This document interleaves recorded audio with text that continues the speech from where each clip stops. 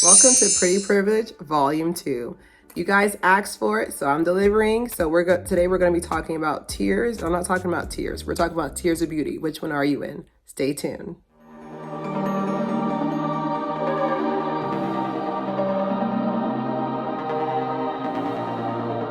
All right, welcome to another episode of Claire Haire. I'm so excited to bring you guys volume 2. We got so many views, so much attention to the page for it. Don't forget to subscribe to ClaireHaireClips for my short attention span goldfish followers.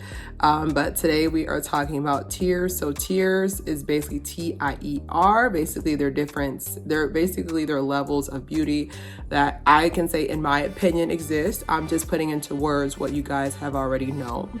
So there's 3 tiers. There's tier 1, which is basically, those are the 7s of the world. Basically, they're just outside of next door neighbor, cute, like they're basically right above average. And then we have tier 2, which is the 8s and the 9s of the world. Basically, these are people who are attractive, but they're still approachable. Then we have tier 3, which are the 10s. Basically, like, there's nothing wrong with them. They have perfect vision. They have perfect vision, perfect skin, perfect everything. And these are the 10s of the world. These are people who are very intimidating, people who, how do I nicely say it? You're kind of scared to talk to because you're afraid that they're not going to be loyal to you. So we're can't speak today. We're gonna go into tier 1. So I have a couple of examples here so you guys can see what I'm talking about. So I have Joey King and Tyler Williams. Joey King, you've seen her in Kissing Booth, a lot of different movies. She's been acting since gestation.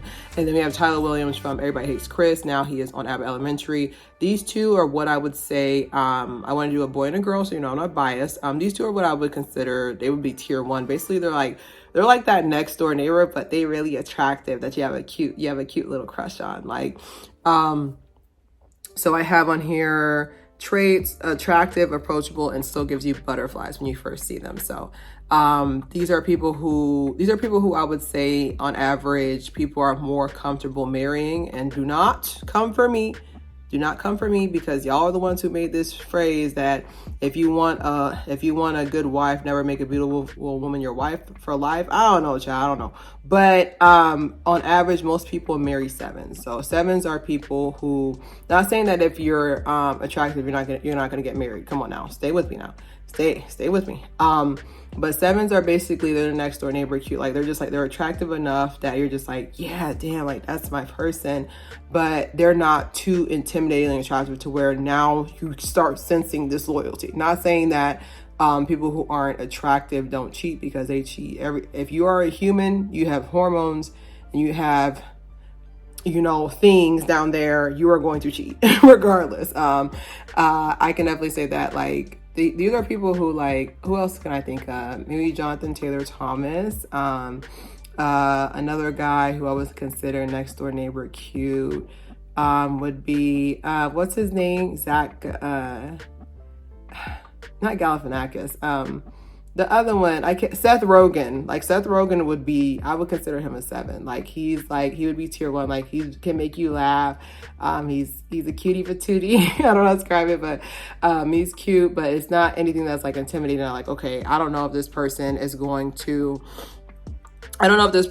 be loyal, because like we often think of loyalty with, we don't associate loyalty with attractiveness. And you know, I'll go into that later on about how that can really change your view on the world, on how you're pre-programmed to think that people who are average looking. And like, the hardest thing too about being in tier 1 is that people will sit there and, I'm trying to be politically correct, but people will sit there and deny that they're in tier 1. That's the thing. And when someone's attractive, it's instant. Like, it's not, okay, well, now I've watched this person, and I've watched and seen this person for 10 minutes, now they're attractive. No, like, attractiveness, the reason why it's such a topic that people keep talking about is the fact that it's so instant. Like, it's literally you can see somebody for 2 seconds, but this person's attractive. Like, your brain, it's so amazing. Like, your brain, like, associates certain features, like a chiseled chin, or like with women, like fuller lips, like more feminine, feline, almost cat-like eyes, longer hair, fuller, you know, almost, I wouldn't say tan skin, but I would say more clear, you know, subtle, like subtle features that can just instantly make somebody attractive. But a lot of people think that they're not in tier 1, but they actually are. So this one is going to be tier 2. So tier 2 is the 8s and the 9s of the world. I have down here, I have Megan Good and then Tom Hardy. So basically, Hardy, it's not like I'm saying Tom Hardy, which is correct. But the 8s and the 9s of the world, these are people who are, they are attractive, but you still can approach them if you're not scared. If you're not scared. So if I could put myself in there, I'd consider myself like an 8/9. Okay. Like it depends on what mood I am in. Like I'm dressed up because it's the Pretty Privilege series. I got to make sure people come back. Cause I know people are they look on looks first. But I would definitely say I would consider myself an 8 or 9. Like it's just like, I'm still approachable. Like I'm attractive, but I feel like I'm still approachable. I still feel like people would ask me out. But regardless of that, if I can tell you, if I can be frank, to put my business out there, but I don't get asked out as much as you guys think. Like I know people are like, oh, she's definitely a 10 and she definitely gets asked out. I was like, I don't. People are very intimidating. Also, I'm 6 feet tall. So there's that. 6 feet tall, and then I wear heels. So only the brave have actually asked me out before. But I can definitely say the 8s and the 9s of the world, like this is like your sweet spot. This is the person that you're just like, dang, is that your wife? Yeah, that's her. Like it's just like it's okay to marry an 8 or a 9. All right. I know it's gonna sound very counterintuitive and say, what are you trying to say? You can actually be too good looking. Correct.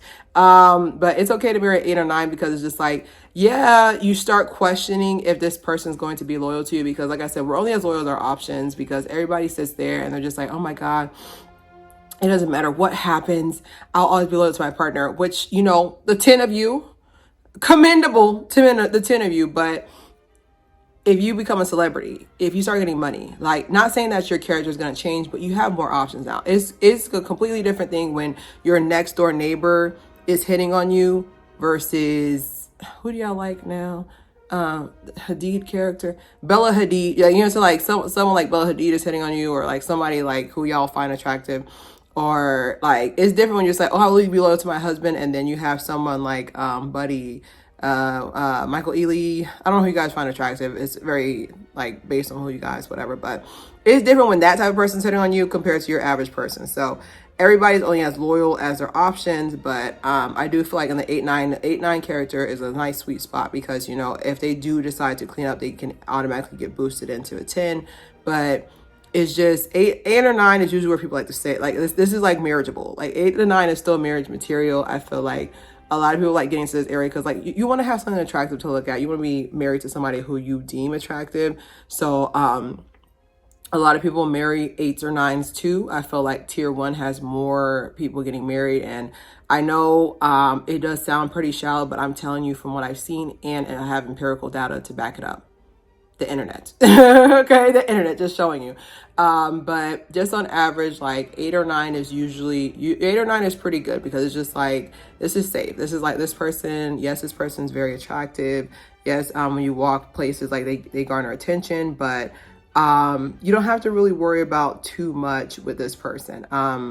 This is also people who you didn't really see as attractive yet, but once they clean up, they get to an 8 or a 9. They can always bump, makeup, beard. Yes, beard brings you up. Makeup, beard, correct extensions, correct makeup can bump you between the tiers, but usually 8 or 9 is like the highest you can go. 10, we're going to talk about that in a little bit, how 10s are naturally born.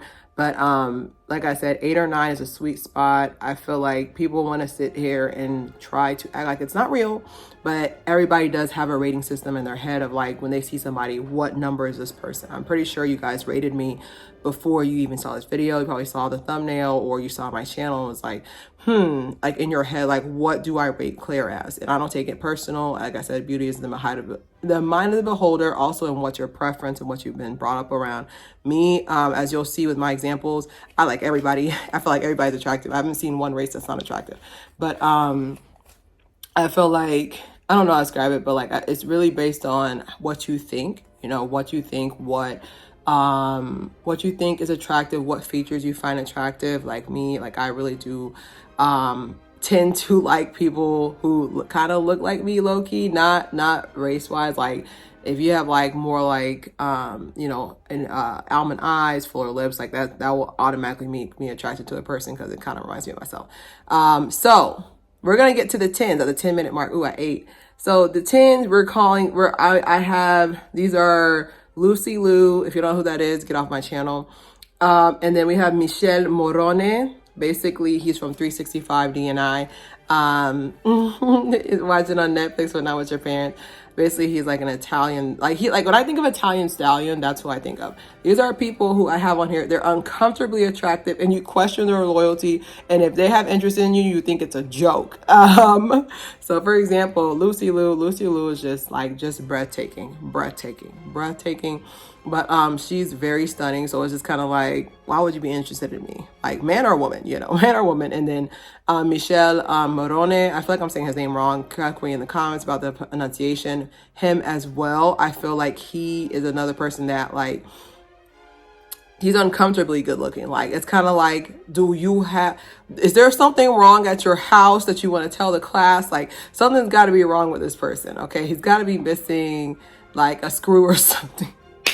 Because it's just like, you can't be walking around looking that good. Like, you can't be walking around looking that good. Like, I feel like with Michelle, like, Michelle, like, Lucy, these are people that, like, you're going to question if this person's loyal to you, because it's one thing for you to be attractive and, you know, when you go out, you get 1 or 2 compliments, but these are people who, like, they're so attractive. People are willing to go far for them. You know what I mean? As in, they will quit their job. They will quit their job. They will stalk them, unfortunately. Who else? Another person that you guys find attractive that's like really over the top. Lucky Blue, I think he's married to Nara Smith. Both of them. Both of them would be considered 10s. I would consider them 10s. These are people who, like, they're uncomfortably attractive. Like, it's almost like people have like a cult-like following to them because they can't believe they're this attractive. That's why you'll see, especially on TikTok, you'll see people have like millions of followers and they have no talent but bone structure, okay? And the reason why this is funny to me, because it's just like pretty privilege is a hard topic to talk about. That's why I made a whole series.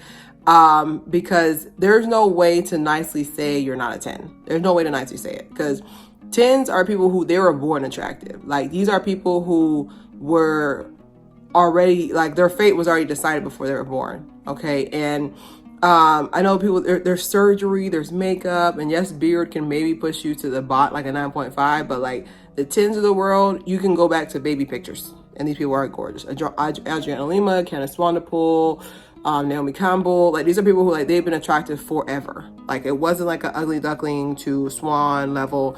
Like, they have been attractive all their lives. And I feel like that's very important because, not to go too deep, but like, you kind of have a sense of your self-esteem kind of goes lower around people who are 10s, because in your mind, you're just like, this person is literally perfection. Like, and I have so many imperfections, and you start thinking to yourself, like, what can I do to fix myself? Or how can I bring this person down? Because it's just like, they're so high. And it's one of those quiet rules, you know, like, it's one of those quiet ones where, like, no one's going to really say this person's attractive, but there will be signs. Okay. No one's going to say they're attractive, but there will be signs. And, I don't know how to describe it. Like, it's one thing that you really, this is why I said, like, you have to really build your personality on you. Like, do not build your personality on your looks, because when somebody who is a 10, especially a natural 10, it's like a natural gem. Someone who's a natural 10 walks by, it's going to be scary for you, because this person is, anything that you have wrong with you, they have right with them. They have perfect teeth, perfect eyes, perfect hair, perfect ears, perfect skin, perfect height, you know? And this person comes up and basically wrecks whatever self-esteem you have. Like, that's why I said, like, you have to build your personality up before you meet somebody like this. But that's pretty much the 3 tiers. You know, tier 1 is the 7s, tier 2 is the 8s and the 9s, and then tier 3 is the 10s. And I do feel bad for the 10s of the world, because, like, there will always be that sense of insecurity, because it's like, is this person really with me, or do they really want to be seen with me? Did I really get this position, Or did I really get this position, or did someone hire me because they want to have personal relationship with me? Okay, like have that mindset in the back of your head all the time is crazy. So I'm gonna have my final thoughts on it. I have EGA. Can't speak. EGA. Everybody judges appearance and instantly categorizes you. I feel like this is a good and a bad thing. It's a bad thing because you're judging somebody on something they had nothing to do with. Like, you're judging somebody on what their parents' genetics did. Like, literally, genetics are crazy. They're so, like, it's so amazing how various genetics can be. Like, it's literally like you're like there's literally a gene pool. You go swimming in it and you stand up with whatever you pulled out with you. Like, it's like you're going deep sea diving for treasure, and then like you come up, whatever you come up with, that's your genetics. You know, like you have no control over it. It's nothing you can do besides outside of surgery. But everybody judges that, and it sucks because like this person gonna be a good person, but in your mindset you're just like, okay, this person has no loyalty. They're too whatever. You know, the good thing that I can say about judging its appearance is that sometimes, you know, if someone looks dangerous and they actually are dangerous, you just saved your life. So you just saved your life. So I think that part is very important to make sure that, you know, just make sure before you do a snap judgment, think about what you want somebody to do a snap judgment about yourself. I have on here, internet rewards good looks, and it's true. Like, at the end of the day, like, I know my content's good, and I know I can speak eloquently, intelligently, you know, and swiftly and annoyingly, but I know there's a certain percentage of people who are just watching this because they like how I look. I'm not gonna sit here and play with you, okay, today. But it does reward it. However, the bad thing about being good looking on the internet is that there's no accountability. One thing that I can say, I'm not gonna hold you for too long. One thing that I can say that really disturbed me was the fact that there's a content creator, and I can't say their name for defamation of character, and this person really treated a lot of people incorrectly. And because he's good looking, still has 2 million followers. Just gonna sit that there. Just gonna let that sit there. I want you to say, like, literally no accountability. As long as he keeps looking good, he can do whatever he wants. I have on here that aging kicks you out of all the tiers and immediately puts you to tier nothing, pretty much. Because even if you look good, like even if you look good, there's still, even if you look good for your age, there's still a level of ageism. Like, I know that I'm 33, but the algorithm reads me as 25 to 30, about 25 to about 33, because that's the people who watch my content. And I know once I start showing signs that I'm really in my 30s and not, they're guessing between 25 to 34. Like, once I start really looking like I'm in my 30s or early 40s, I know my career is pretty much over. And that's not to say that I'm not going to have people who are still going to stay loyal, but I know right now to take advantage of the fact that I do read as 25, late 20s. Mid 20s, they pushing it, but thank you, YouTube. But I can definitely say that, like, ageism kicks you out of all the tiers. And we do need to talk about ageism, which I did in my first thing, but I want to delve deeper in how you guys are ridiculously mean to people who are aging, when aging is a gift. Final point I have on here. When you're a 6 and under, and we'll talk about this in the next pretty privilege video on how you obtain pretty privilege, how you're not treated like a person. Okay. I remember before, you know, when my looks didn't kick in, when the seasoning didn't set in, as I like to say, I wasn't treated like a person. Like, I'm talking about, like, literally stepping on my toes, pretending they don't see me. I'm 6 feet tall. You saw me. Or not even wanting to listen to hear you talk. Hey, good morning. Nothing. Like, when you're not even considered a 7, when you're not even considered a 7, people don't even treat you like a real person. So if we can at least fix that, problem, I'm not gonna be doing too bad. But don't forget to subscribe, share. It's Claire Haire. Oh, it started. Stop. Edit out. I feel like I'm losing my mind.